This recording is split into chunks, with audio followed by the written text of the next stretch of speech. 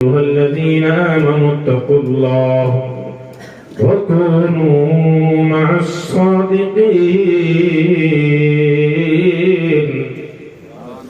اللہ تبارک و تعالیٰ کا ارشاد پاک ہے، اے ایمان والو اللہ سے ڈرو اور سچوں کے ساتھ رہو. کیا فرمایا؟ اللہ سے ڈرو اور سچوں کے ساتھ رہو. خالی کوئی اللہ سے ہی ڈرے تو یہ کامیابی کی دلیل نہیں بن سکتا، بلکہ اللہ والوں کا دامن بھی تھامنا پڑے، اللہ کے نیک بندوں کے طریقوں پر بھی چلنا پڑے. بہت سارے واقعات اور بہت سارے معاملات تو آپ نے مفتی قاسم القادری صاحب سے سن لیے ہیں. اس میں کے کچھ معاملات، جب حسین ابن علی مدینہ سے کوفہ کی جانب جا رہے ہیں تو راستے میں حر ملا. انہوں نے کہا کہ ابن زیاد نے مجھے اس لیے بھیجا ہے تاکہ آپ کو میں ابن زیاد کی دربار میں پہنچا. حسین نے کہا اپنا اصل مقصد بچا چاہتا کیا ہے؟ حسین ابن علی جو کربلا کا میدان کے بارے میں، حسین کے بارے میں، کربلا کے میدان کے بارے میں آقا کریم صلی اللہ علیہ وسلم نے پیدائش کے بعد سے سب بتا دیا. جب علی ایک دن اس طرف کو گزرے، قافلے کے ساتھ تھے، قافلہ موجود تھا، قافلے والوں سے پوچھا کہ قافلے والوں یہ بتاؤ یہ جگہ کون سی ہے؟ قافلے والوں نے کہا اے علی یہ جگہ یہ کربلا ہے. تاریخ گواہ ہے کہ کربلا کا جب نام سنا تو علی رکے، ٹھہر گئے اور کربلا کی سرزمین پر دیکھا اور آپ رونے لگے. قافلے والے حیران پوچھنے لگے علی رونے کی وجہ کیا ہے؟ تاریخ ماتا علی اس قدر روئے، اتنا روئے کہ آپ کی داڑھی مبارک آنسو سے تر ہو. قافلے کے لوگوں نے پوچھا علی رونے کی وجہ کیا ہے؟ حضرت علی نے کہا لوگوں تمہیں معلوم نہیں، میرے بیٹے حسین کو، میرے بیٹے حسین، وہ حسین جس کے بارے میں آقا کریم صلی اللہ علیہ وسلم نے فرمایا کہ حسین جو جوانوں کا سردار ہے، جنتی جوانوں کا سردار، کہا اس کو اسی امت کے لوگ کربلا کی زمین پر شہید کر دیں. تاریخ کے اوراق بتا کر دیکھیے حضرات محترم، جب کربلا کی سرزمین پر حسین کو شہید کیا گیا تھا، آپ پر سر مبارک تک وہ لے گئے تھے، لیکن ہڈیوں کے بارے میں بتاتے ہیں تاریخ ماتا جس میں مبارک کی ہڈیوں کو چورا چورا کر دیا. ان لوگوں نے یہ عالم کیا تھا جس میں اطہر کی وہ بے رخی کی تھی، بے حرمتی کی تھی. تاریخ ماتا ہے کہ اتنا ظلم و ستم آج تک کسی نے کسی پر نہیں کیا.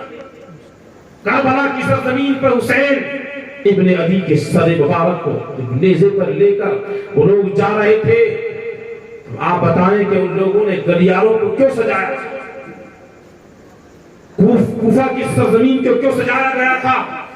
صرف خوشیاں منا رہے تھے. جب یزید کو پتا چلا کہ حسین کا سر لے کر آ رہے ہیں تو اس نے لوگوں کے سامنے ایک چال چلی، تمام لوگوں کو بلایا اور لوگوں کے سامنے کہا ابن زیاد مجھے معلوم نہیں تھا کہ تم حسین کو شہید کر دو گے، تم نے بہت برا کیا.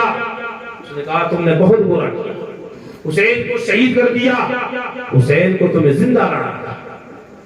حضرت زین العابدین سے کہنے لگا یزید بیٹا مجھے اگر معاملہ معلوم ہوتا تو میں تمہارے باپ کو اپنے سامنے بلا دیتا، اپنے آمنے سامنے بلاتا، بات ہو جاتی. کچھ میں بات ان کی مانتا، کچھ وہ میری بات مانتے. لیکن میں اس بات سے خوش نہیں ہوں. لیکن صرف اور صرف اس کی سیاست تھی جو آج سیاستدار لوگوں میں آج وہ سیاست موجود ہے کہ وہ دنگے بھی کراتے ہیں، فسادات بھی کراتے ہیں، بعد میں قوم کے سامنے پیش کرتے ہیں کہ ہمیں معلوم نہیں تھا یہ ایسا ہونے والا تھا. حضرات محترم، لیکن اس کے بعد میں تاریخ کے اوراق گواہ ہے کہ اس کے بعد میں مدینہ منورہ میں اس نے وہ چڑھائی کی کہ مدینہ منورہ میں مسجد نبوی میں اللہ اکبر اونٹ اور گھوڑے باندھے گئے تھے. 10,000 صحابہ اور تابعین کے معاملات کو تاریخ ماتا 10,000 صحابہ اور تابعین کو قتل کر دیا گیا، شہید کر دیا گیا تھا. اگر وہ افسوس کر رہا تھا لوگوں کے سامنے تو بعد میں شہید کیوں کرا تھا؟ بتایا کہ خوشیاں منائی جا رہی تھی مدینہ منورہ میں، کعبہ معظمہ کے قریب میں خون کی نالیاں بہا دی گئی تھی۔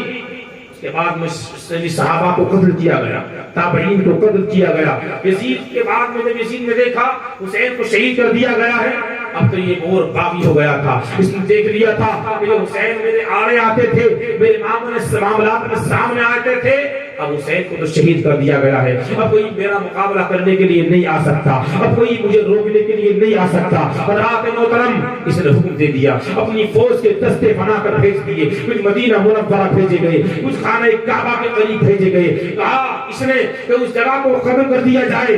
خانہ کعبہ کا گراف چلا دیا گیا تھا، خانہ کعبہ کی بے حرمتی کی گئی تھی، مسجد نبوی کی بے حرمتی کی گئی تھی، کئی روز تک اس میں اونٹ اور گھوڑے باندھے گئے، صحابہ کرام کا اس نے ان کے خون خرابے کیے گئے، اور صحابیہ رسول کے پر اللہ کے حبیب صلی اللہ علیہ وسلم نے وہ نظارے دیکھے مسجد نبوی سے، اپنے روزے مبارک سے نظاروں کو دیکھا گیا۔ حضرات محترم اس نے اتنے ظلم و ستم کیے، مکہ اور مدینہ کے لوگوں پر بے پناہ ظلم و ستم کیے، وہاں تو بہتر کے بہتر لوگوں میں سے کچھ کو شہید کر دیا تھا، اس کے بعد اس نے 10,000 صحابہ اور تابعین کو اور شہید کر دیا۔ حضرات محترم اس نے لوگوں کے سامنے ڈرامہ رچا کہ میں حسین کو شہید کرنا نہیں چاہتا تھا، میں حسین سے بات کرنا چاہتا تھا، لیکن حضرت زین العابدین سے اس نے کہا ہے زین العابدین ہم تمہیں مسجد نبوی کے قریب، ہم تمہیں مدینہ منورہ کو جانا چاہتے ہیں، کوئی ضرورت ہو اس مہینے میں تو ہمیں بتا دینا۔ حضرات محترم حضرت زین العابدین نے کہا کہ تو نے میرے باپ پر ہی رحم نہیں کھایا، تو نے کربلا کے سسکتے ہوئے میدان میں ان کربلا کے ننھے منھے بچوں پر رحم نہیں کھایا، تو اب جو ڈرامہ کر رہا ہے تو کیا مجھ پر رحم کھائے گا؟ ہمیں تیرے رحم خواہی کی ضرورت نہیں ہے، ہمیں تیری خیر خواہی کی ضرورت نہیں ہے۔ حضرت زین العابدین نے اس کو کہا ہمیں تیری خیر خواہی نہیں چاہیے، اس لیے کہ ہم حسین ابن علی کے صاحبزادے ہیں۔ حضرات محترم حسین ابن علی کے اس صاحبزادے نے یہ لوگوں کو درس دے دیا تھا کہ چاہے کچھ بھی ہو جائے لیکن ظالموں کے آگے سر نہیں جھکانا ہے، ظالموں کے آگے جھکنا نہیں ہے۔ اس نے اتنے ظلم و ستم کیے، اور کربلا کے میدان کے بعد میں جب مختار ثقفی جب بادشاہ بنا، خلیفہ بنایا گیا، تو اس نے جتنے بھی یہ تھے جو لشکر تھا ان میں سے ہر ایک کو چن چن کر مارا، ہر ایک کو مارا گیا۔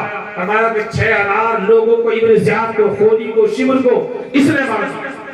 تاریخ میں آتا حدیث پاک میں ہے کہ لوگوں نے حضرت یحییٰ ابن زکریا کو قتل کیا تھا، شہید کیا تھا، پروردگار عالم نے ان کے بدلے میں 40,000 لوگوں کو قتل کروایا۔ حضرت یحییٰ ابن زکریا کو جب ان کی قوم نے شہید کیا تو پروردگار عالم نے ان کے بدلے میں 40,000 لوگوں کو قتل کروایا۔ لیکن آقا کریم کے پاس یہ بات وحی نازل ہوئی، نبی کریم کو یہ پیغام دے دیا گیا، یہ خوشخبری پہنچا دی گئی اللہ اکبر کہ وہاں 40,000 کو قتل کروایا گیا تھا، اور حسین کے بدلے میں 1,40,000 لوگوں کو قتل کروایا۔ کچھ لوگ ایسے تھے جو کربلا پہنچے تھے، کچھ مدینہ اور مکہ میں کوفہ میں ایسے لوگ باقی رہ گئے تھے جن کی تمنائیں آرزویں تھی کہ ہم بھی جاتے کوفہ میں، ہم بھی جاتے کربلا میں، حسین کا منظر دیکھتے، حسین کو شہید ہوتے ہوئے دیکھنا چاہتے تھے، اس لیے 1,40,000 لوگ وہاں قتل کیے گئے۔